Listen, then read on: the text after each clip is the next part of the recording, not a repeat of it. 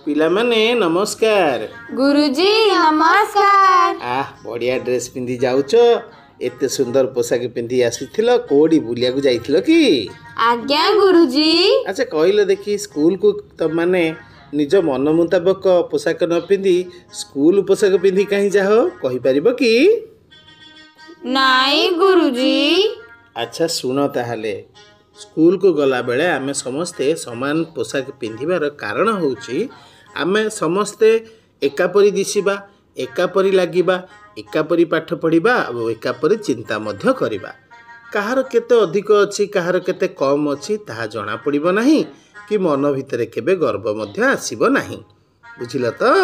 आज्ञा गुरुजी।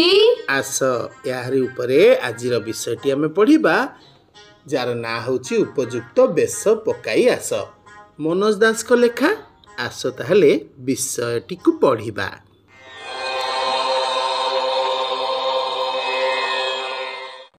गोटिए राज्य जय कले राजा तांको पोशाकरे खंडिए नुआ हीरा लगांती।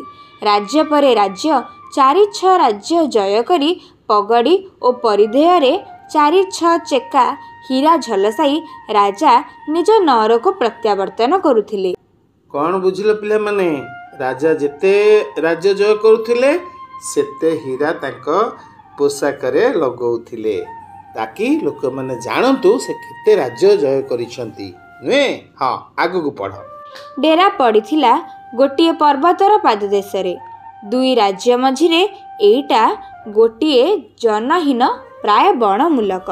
माने राजाकर डेरा जोटी पड़िथिला सेटा गोटिए माने लोक नथिबा, बेसी लोक सेठी चल प्रचल हो नथिले, जेमिति गोटे बणमूलक हुए सेही भली एक स्थान।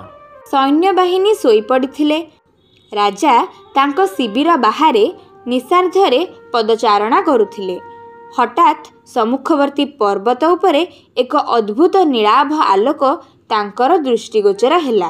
तांको हृदय विस्मय, चमक एवं आनंदरे भरीगला।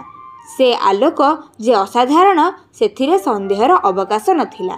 माने शिविर बाहरे जेतेबेले निशार्धरे माने अर्धराती प्राय सेतेबेले बुलुथिले, हठात एई कथाटी को देखिले जे पर्वत उपरे बा सम्मुखवर्ती माने सामना पर्वत रे से देखिले गोटे चमक, गोटे आलोक, नीलाभ आलोक, गोटे नील रंगर आलोक चमकु थिबारो से देखि पारिले, माने दृष्टि गोचर हैला। एमिति आलोक देखिले जे केहिना आश्चर्य हबो, चमक हबो, आनंद हबो, ताको मन मध्य से हैला এবং से जानि पाइले एटा साधारण आलोक नुहे। विस्मित राजा मंत्री को निदरु उठाइले और से आलोक देखाइले। मंत्री अति स्वाभाविक भावरे कहिले, महाराज मु संध्या बेले आखपाख लोकंकठु सुनिथिली कि से पर्वत उपरे जणे सन्यासी रहंती, शीत राती से निया जालिछंती। मंत्री तुमको से आलोक किपरि लागुछि? राजांको प्रश्न रे विस्मित होई मंत्री कहिले, मणिमा सुखिला काठपत्र जालिले निया जेपरी हेबा कथा एहा सही परी। अच्छा सोइब जाओ कहिले राजा। से बुझिले जे आलोकर जो विशेषत्व से देखुछंती मंत्री ताहा देखि पारु नाहंती। माने राजा भाबिले जे मु जहा जानि पारुछि आलोकरु मंत्री से जानि पारु नाहंती, कहना मंत्री सेतिकी आश्चर्य होनाती या देखि ना। कोन कहउछा ठीक तो? एबे आगु पढिबा। प्रभात हैला माने सकाळ हैला। राजा सन्यासी को भेटिबार अनुमति प्रार्थना करी दूत पठाइले। दूत फेरियासी कहिले, सन्यासी कहउचंते कि तांकु भेटिबाकु हेले राजा उपयुक्त बेश पकाई जिबा दरकार। अवश्य कही राजा तांकर रत्न खचित पोशाक और पगड़ी लगाई बाहरी पड़िले। से पर्वत अधा चढ़िबा बेलकु सन्यासींकर जणे चेला आसी कहिले, गुरुदेव मणिमांकु दूरରୁ देखिचंती। से कहिले कि आपण उपयुक्त बेश पकाई आसीबा दरकार। कहिलो पिले राजा काहे कि एमती बेश पोशाक पकाई सन्यासी को भेटिया को जाउथिले, काहेना से जानी जणेबा को चाहुथिले जे से केते राज्य जय करछंती, ताकर केते धन रत्न अछि, एसबु जणेया पई से एई भली पोशाक पिंधि जाउथिले। किंतु बाटरू पुणी एई खबर से सुनिले।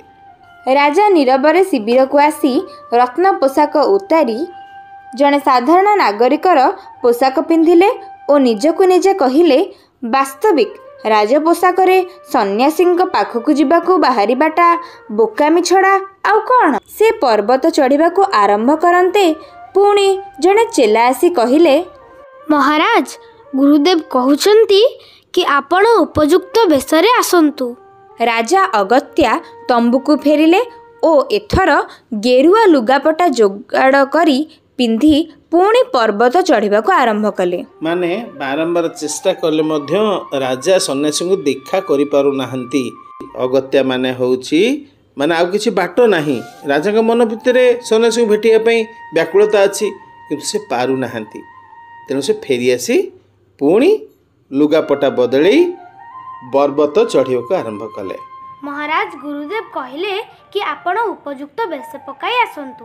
ତୃତୀୟ ଚେଲାଟିଏ ତାଙ୍କୁ ଆସି କହିଲା। ରାଜା କାନ୍ଦ କାନ୍ଦ ଦେଖାଗଲେ। ମନ୍ତ୍ରୀ ତାଙ୍କ କାନରେ କହିଲେ, ମହାରାଜ, ସେ ଉଦ୍ଧତ ସାଧୁକୁ ଏଇ କ୍ଷଣି ଧରି ଆଣି ଆପଣଙ୍କ ଆଗରେ ହାଜର କରାଇଦେବି। ରାଜା ଧୀର କଣ୍ଠରେ କହିଲେ, ମନ୍ତ୍ରୀ, କେତେ ରାଜା ମହାରାଜାଙ୍କୁ ବନ୍ଦୀ କରି ତ ମୋ ଆଗରେ ତମେ ଓ ସେନାପତି ହାଜର କରିଛ। ଜଣେ ନିରସ୍ତ୍ର ନିର୍ବାକ ସାଧୁଙ୍କୁ ଧରି ଆଣିବାରେ ବାହାଦୁରୀ କ'ଣ? ଶିବିର ଭିତରେ ଏକାକୀ ରାଜା ଅଶ୍ରୁରୋଧ କରିପାରିଲେ ନାହିଁ। ବାସ୍ତବିକ ଆଜି ଯାଏ ସେ ନିଜକୁ କେଡ଼େ ପ୍ରଭାବଶାଳୀ, କ୍ଷମତାଶାଳୀ ମନେ କରି ଆସିଥିଲେ। ଇଏ ହେଲା କ'ଣ? ବେଶ ବୋଇଲେ ସାଧୁ କ'ଣ ବୁଝାଉଛନ୍ତି? ଯୋଗ୍ୟତା? ବାସ୍ତବିକ ସେ କ'ଣ ଜଣେ ସାଧୁଙ୍କୁ ଭେଟିବାକୁ ଯୋଗ୍ୟ? ସେ ଏ ପ୍ରଶ୍ନ ଉପରେ ଯେତିକି ଚିନ୍ତା କଲେ ସେତିକି ବିମର୍ଷ ବୋଧ କଲେ।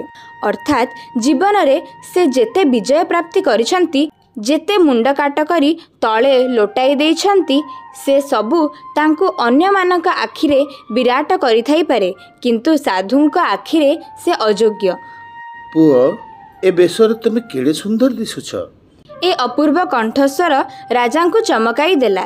ସେ ଅନାଇବା ବେଳକୁ ତାଙ୍କ ଆଗରେ ଉଭା ସ୍ୱୟଂ ସନ୍ନ୍ୟାସୀ। ରାଜା ତାଙ୍କ ପାଦରେ ଲୋଟିଗଲେ। ସନ୍ନ୍ୟାସୀ ତାଙ୍କୁ ଉଠାଇ କୁଣ୍ଢାଇ ପକାଇ କହିଲେ, ହୃଦୟରେ ଏଇଭଳି ନମ୍ରତା ବୋଧଠୁ ବଳି ସୁନ୍ଦର ସାଜ ଆଉ କିଛି ନାହିଁ। ମହାଭାଗ, ମୁଁ କେଡ଼େ ମୂର୍ଖ ଥିଲି। ରାଜ୍ୟ ପରେ ରାଜ୍ୟ ଜୟ କରି ନିଜକୁ ଗୌରବାନ୍ୱିତ ବୋଧ କରୁଥିଲି। ରାଜା ମୃଦୁ କଣ୍ଠରେ କହିଲେ, ହଁ ବତ୍ସ, ସେ ଗୌରବବୋଧ ଅଜ୍ଞାନ ପ୍ରସୂତ।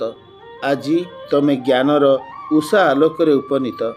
ସନ୍ନ୍ୟାସୀ ରାଜାଙ୍କୁ ଆଶୀର୍ବାଦ କରି ବୁଲି ପଡ଼ି ଚାଲିଗଲେ।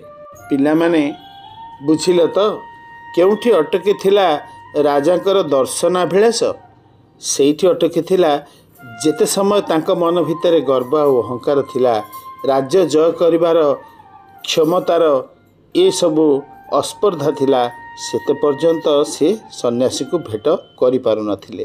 ଯେତେବେଳେ ଏସବୁ ସେ ତ୍ୟାଗ କରି ଚିନ୍ତା କଲେ ଆଉ ମନସ୍ତାପ କଲେ, ସେତେବେଳେ ସେ ରାଜାଙ୍କୁ ଭେଟି ପାରିଲେ। କହିଲ, କେଡ଼େ ସୁନ୍ଦର ବିଷୟ ଇଏ। ଏଭଳି ସୁନ୍ଦର ବିଷୟକୁ ଯଦି ସେଇଭଳି ତୁମମାନେ ଅଭ୍ୟାସ ନ କଲ, ତାହେଲେ ଆମେ ଯେଉଁ ଭିଡ଼ିଓ ସବୁ ତୁମ ପାଇଁ ତିଆରି କରୁଛୁ ତାହା କାମରେ ଲାଗିବନି। ତେଣୁ ଏହାକୁ କାମରେ ଲଗାଇବାକୁ ହେଲେ ତୁମେ ଅଭ୍ୟାସ କରିବ। ଯଦି ହୁଏ ଆମ ଚ୍ୟାନେଲକୁ ସବସ୍କ୍ରାଇବ୍ କରିବ। ପୁଣି ଦେଖା ହେବ ଆଗାମୀ ଭିଡ଼ିଓରେ, ଯେଉଁ ଭିଡ଼ିଓରେ ତୁମେମାନେ ଏଇ ବିଷୟର ପ୍ରଶ୍ନ ଉତ୍ତରକୁ ଦେଖିବ। ସେଥିପାଇଁ ଅପେକ୍ଷା କରିବ ବୋଲି ଆଶା ରଖୁଛୁ। ଆଜି ପାଇଁ ରହିଲୁ, ନମସ୍କାର।